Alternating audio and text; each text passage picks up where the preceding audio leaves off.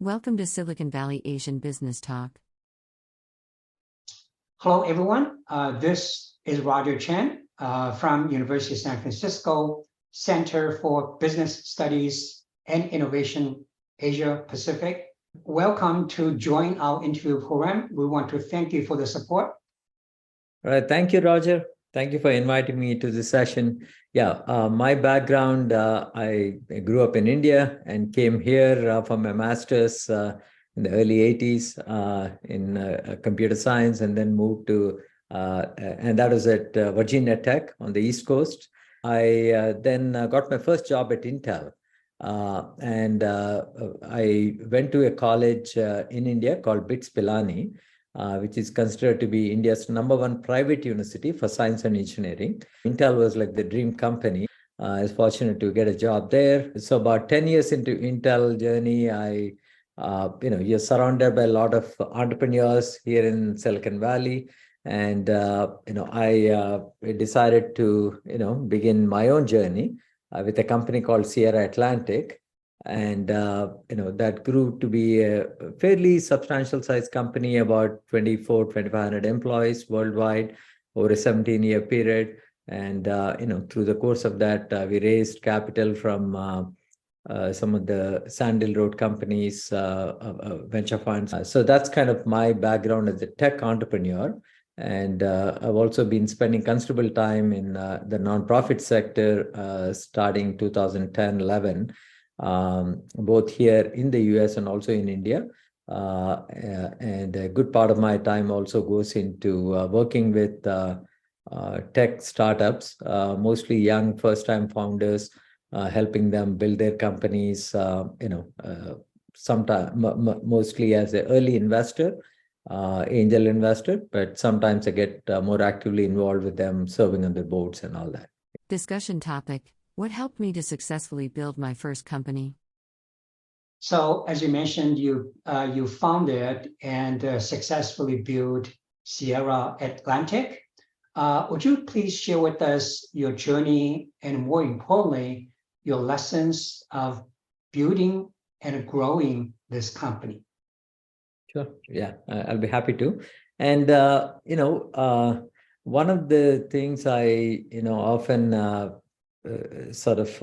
talk about and I believe in strongly is the power of relatable role models, meaning while being in Silicon Valley and in the tech community, there are a lot of successful entrepreneurs over the years, including in the mid-90s when I started my company, Sierra Atlantic. But, seeing people like Kanwal Rekhi or Suhas Patil and others, Desh Deshpande, these are, some of the names people in the industry would know about, certainly in the Indian American community. And they were like the early entrepreneurs who took their companies public and built fairly substantial companies.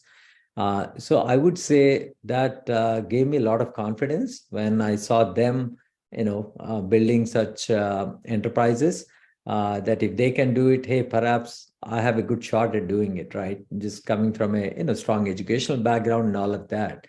And,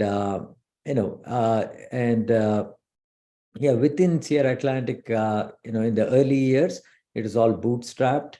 It is almost 6 years into the company's journey before we raised venture money from the institutional investors here in Silicon Valley. And I tell people sometimes there's a benefit to being undercapitalized in the early stages. It teaches you some good habits to sort of focus on creating the right value for customers. And frankly, the customers essentially ended up funding the early years in a way, right? But as Kanwal, my mentor, told me back then, he said, hey, but you can't launch a rocket unless you burn enough fuel. So if you really want to scale a company, big time, then at some level, you also have to, leverage the venture capital and, other resources like that. So, that is one of the things, it took me a while to sort of get comfortable with that notion. That is back then.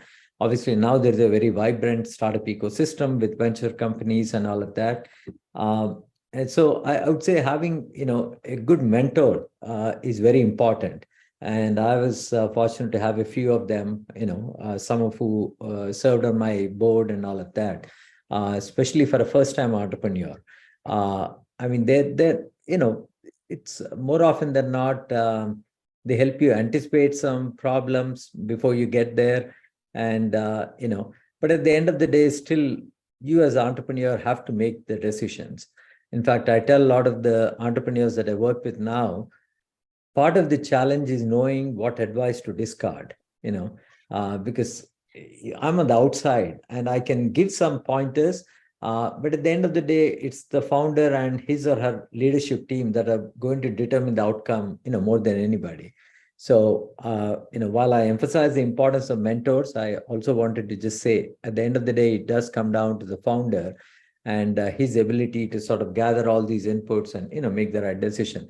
And that's why I find most good mentors, they're not very prescriptive with their advice, unless it comes to something about values, culture, team building, those sort of things, I generally don't get too, what should I say, rigid about my input on things. I encourage them to think about the right issues and all of that. So, but the mentoring, I think, is an important part of it. And then, while product, technology, all of that is important, I think the values, the culture that you create to attract, nurture, retain talent, I think is extremely important, especially as a company starts scaling up. And, the culture and values, oftentimes it flows from the top. So you as a leader have to really sort of live up to those values, whatever they may be that you talk about in your company, right? Yeah. Because that kind of determines the culture. And then, there was a book titled Blueprint to a Billion that, the authors studied different companies and that were able to build $1 billion company, not value, but actual revenue. This is almost like 2 decades ago. And one of the things they talk about there when they look at all these companies is, sometimes it really helps to, sort of play in a larger ecosystem. So the partners relationships, it's not just your customers and your vendors and employees, but also, who are some of the key partners that can help you scale. And for us at Sierra Atlantic, I would say at some point along the way, Oracle was a very significant partner that we worked with. So one of the things that worked very well for us is, you pick something that is strategic to this sort of the large company, the gorilla in your space, right? And do that very well and let them market the heck out of it. And that worked extremely well for us with Oracle. We built some of the sort of integration tools and migration tools to help their products succeed in the marketplace. And so their salespeople used to take our, folks into their companies. And when they refer us, that's worth in gold, right? No amount of marketing or sales people that I put in can get me that leverage. I'm not saying it works always, but there is possibly a good large ecosystem player in your marketplace that you figure out if that can is something that you can leverage. Now, of course, it can also be challenging because it's not easy to navigate a lot of these large companies. And sometimes it's a little bit like dancing with the elephant. So you can also get trampled upon depending on what your value proposition is. Thank you for watching.